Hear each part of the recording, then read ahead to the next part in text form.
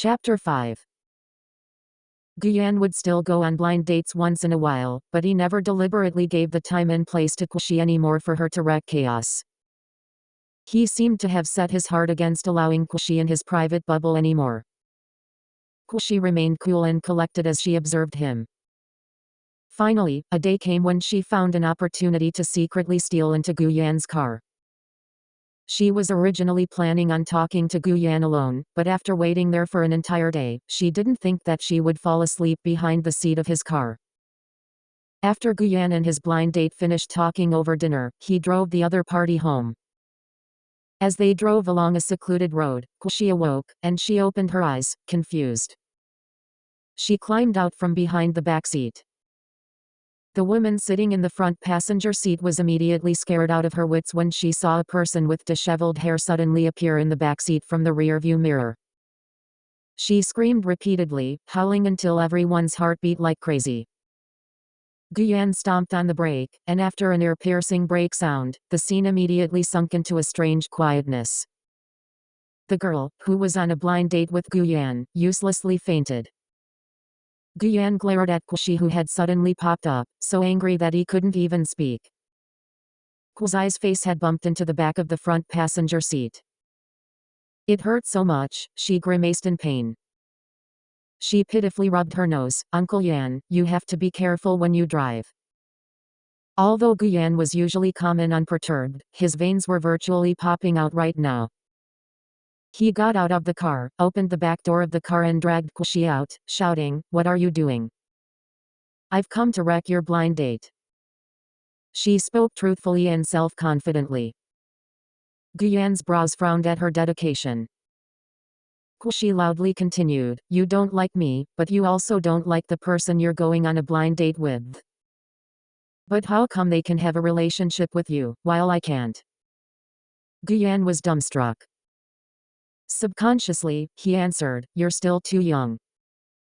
Ꭲ⎪Ꭺ fished out her ID and pointed at the date on it. "I am 22 years old this year, and according to the traditional Chinese calendar, I'm 23 years old. I've already graduated from university, I have a reasonable job, I can marry and give birth to sons, and I like you too. Where am I lacking?" Ꭲ⎪Ꭺ became speechless at Ꭲ⎪Ꭺ's reprimanding words. He silently looked at Ꭲ⎪Ꭺ, as his heart turned in great waves. He suddenly felt that 10 years weren't as impassable as he had originally thought. Ꭲ⎪Ꭺ was so strongly attached to him, and now, he also. Ꭲ⎪Ꭺ was alarmed by his internal thoughts. "Uncle Yan." Ꭲ⎪Ꭺ tugged at his sleeve, almost as if acting coquettishly. "Just try it, give me an opportunity." Ꭲ⎪Ꭺ was unaware of what vast amounts of courage she had gathered to ask him this question after his cold rejections one after another. She had put down her dignity and made herself lowly and inferior. At that moment, he felt extremely confused, and he couldn't quite pinpoint how he felt towards Ꭲ⎪Ꭺ. He subconsciously wanted to struggle free of Ꭲ⎪Ꭺ's hand. However, this time Ꭲ⎪Ꭺ seemed as if she was completely willing to press her luck, as she looked at him closely, unwilling to let go. The woman in the car slowly came to. She looked all around her and found that Ꭲ⎪Ꭺ was currently outside conversing with someone. She got out of the car curiously and saw that this girl was the same person who had just popped out from the back seat, and she was even pulling at Ꭲ⎪Ꭺ, and not letting go. She was a bit displeased. "Mr. Gu." Ꭲ⎪Ꭺ's emotional state seemed to sober up after hearing someone call his name. He fiercely pried apart Ꭲ⎪Ꭺ's fingers and escaped back into the car. That girl looked at Ꭲ⎪Ꭺ oddly, but she also went back into the car. When the car door was closing, Ꭲ⎪Ꭺ heard that woman ask, "Who is she?" "An office worker at the company." Ꭲ⎪Ꭺ slightly trembled. She hesitated for a moment, but summoning the last depths of her courage, she knocked on the car window. "Uncle Yan, don't abandon me here." Her voice was extremely soft, and with the car window up, Ꭲ⎪Ꭺ couldn't hear her. The motor hummed and the black BMW drove off without a second thought.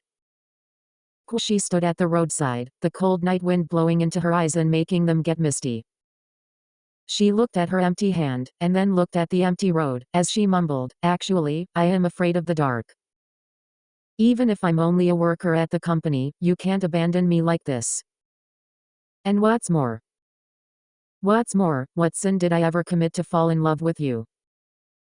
She suddenly wondered why of all people, she had to fancy Gu Yan. Love could not be earned from hard work. Only after Gu Yan dropped that woman back at home did he suddenly recall that he had left Kushi off on a secluded road with few people. Few cars would pass by that area at midnight. How would she get home all by herself, as a girl? At the time, he had been distraught with anxiety when Kushi asked him that question, so he had completely overlooked this point. Now though, he was worried about her safety. Gu Yan's face paled, as a thread of fear surfaced in his heart. When he drove back, Kushi was still crouching there by the road like a little abandoned dog. Gu Yan stepped forwards and pulled her up. When he touched her hand, it was completely ice cold. An indescribable mood suddenly leapt up in his heart. He seemed to feel self-loathing, but he also seemed to feel distressed for her. He pulled Kushi into the car.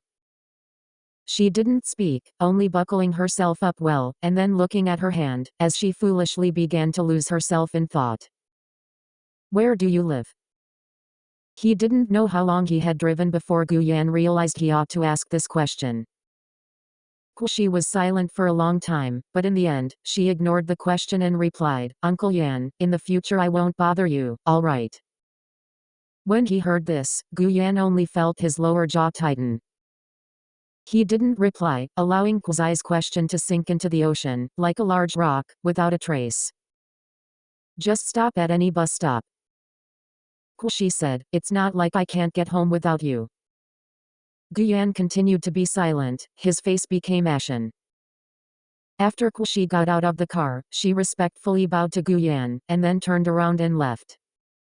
She didn't even want to leave him with a goodbye. The next day, Gu Yan didn't see Kushi again at work. Only after he asked someone else, did he find out that she had already quit. That night, he worked overtime as usual, but at 9 p.m., he didn't hear the knock at the door, and he didn't have the fragrance of hot tea wafting through the air to sober up his somewhat muddle-headed mind. At that moment, Gu Yan put down his pencil and looked at the piece of paper in front of him. He was depressed, yet cold, as he became absent-minded. End of chapter 5.